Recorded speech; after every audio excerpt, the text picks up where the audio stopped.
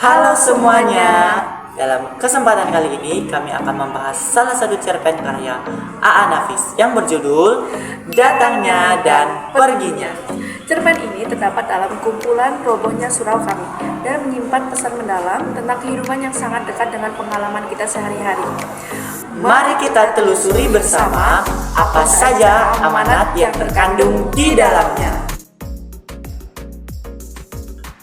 Cerpen Datangnya dan Perginya karya A.A. Nafis bercerita tentang seorang ayah yang telah lama terpisah dari anaknya Masri akibat perselisihan masa lalu. Setelah bertahun-tahun, Masri mengirim surat mengajak ayahnya bertemu. Ayahnya yang merasa bersalah akhirnya memenuhi undangan tersebut dengan harapan mendapatkan maaf dan menghapus dosa masa lalunya.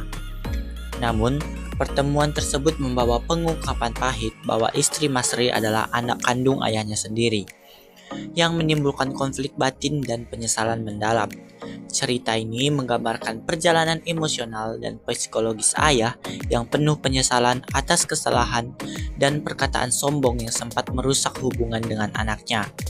Cerpen ini juga mengangkat tema nilai moral, tanggung jawab keluarga, dan dilema etik sosial terkait pernikahan sedarah. Kita akan memahami latar belakang dari penulis yaitu A.A. Nafis. A.A. Nafis adalah sastrawan Minangkabau yang sangat dikenal kritis terhadap realitas sosial dan budaya masyarakatnya.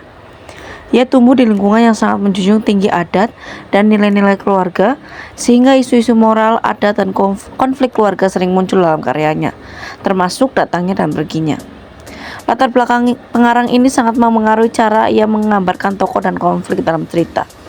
Nafis tidak hanya menyoroti masalah pribadi tokoh, tetapi juga menekankan bagaimana tekanan sosial dan budaya bisa membentuk keputusan hidup seseorang.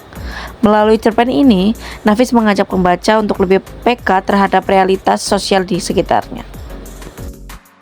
Dalam video ini yang menjadi fokus utama analisis dari cerpen tersebut, yaitu kami menganalisis dari segi amanat.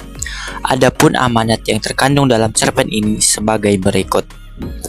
Yang pertama adalah lingkungan sosial dan budaya. Cerpen ini menggambarkan betapa kuatnya pengaruh adat dan norma sosial dalam kehidupan masyarakat Minangkabau. Konflik yang dialami tokoh utama seperti penyesalan dan dilema akibat incest mencerminkan tekanan sosial yang besar terhadap individu. Tokoh ayah Masri harus menghadapi konsekuensi dari pelanggaran adat dan agama, sekaligus menanggung beban psikologis akibat keputusan hidupnya. Lingkungan sosial dan budaya yang kental dengan nilai-nilai kekerabatan dan penghormatan pada keluarga menjadi latar belakang utama konflik dalam cerita. Tekanan dari masyarakat dan keluarga membuat tokoh utama sulit untuk mengambil keputusan yang benar-benar bebas. Hal ini menunjukkan bagaimana lingkungan sosial bisa sangat menentukan jalan hidup seseorang. Masuk ke dalam nilai moral dan agama yang menjadi unsur ekstrinsik yang sangat menonjol dalam cerpen ini. Cerita ini menekankan pentingnya tanggung jawab, penyesalan, dan menjaga hubungan keluarga. Konflik batin tokoh utama memperlihatkan betapa nilai-nilai ini sangat mempengaruhi kehidupan sehari-hari masyarakat Minangkabau. Pelanggaran adat dan agama seperti incest dianggap sebagai aib besar yang bisa merusak nama baik keluarga dan masyarakat.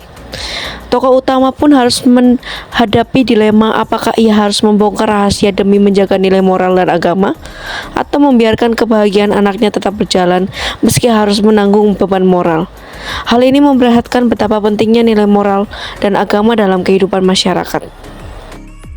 Selanjutnya adalah aspek psikologis. Tekanan psikologis yang dialami tokoh utama juga dipengaruhi oleh lingkungan sosial dan budaya yang membentuk pola pikir serta keputusan hidupnya. Tokoh ayah Masri harus menanggung beban psikologis yang berat akibat penyesalan dan konflik batin yang ia alami. Selain itu, ideologi pengarang yang kritis terhadap tradisi yang kaku turut mewarnai pesan moral dalam cerita. A.A. Nafis ingin menunjukkan bahwa tekanan sosial dan budaya bisa berdampak buruk pada kesehatan mental seseorang jika tidak diimbangi dengan komunikasi yang sehat dan dukungan sosial dari lingkungan sekitar. Dengan menggali unsur ekstrinsik dalam cerpen datangnya dan perginya, pembaca diajak melihat lebih dalam bagaimana realitas sosial dan budaya membentuk nasib tokoh serta pesan moral yang ingin disampaikan pengarang. Kisah ini bukan hanya tentang konflik keluarga, melainkan menginspirasi pembaca untuk lebih peka dan bijak dalam menilai setiap keputusan di tengah adat, agama, dan nilai kemanusiaan. Setelah membaca dan memahami cerpen datangnya dan perginya, kita bisa melihat contoh dalam kehidupan nyata sehari-hari. Cerpen datangnya dan perginya ini berhasil mengungkapkan adanya realitas objektif yang terjadi dalam kehidupan masyarakat. Sebagai adanya pembenaran hal tersebut tentunya sudah pernah ditemui di dalam kehidupan bermasyarakat yang terjadi. Banyak hal yang menggambarkan adanya nilai-nilai yang baik dapat diambil dalam cerpen tersebut, sehingga dapat diaplikasikan pula nilai-nilai tersebut dalam kehidupan sehari-hari. Cerpen datangnya dan perginya menunjukkan realitas sosial dan budaya yang juga dapat ditemukan dalam kehidupan nyata masyarakat kita.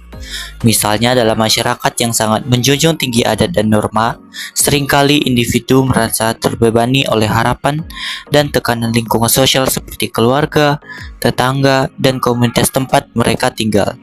Kasus-kasus di mana seseorang menghadapi dilema moral atau psikologis akibat norma adat yang ketat bukanlah hal yang jarang.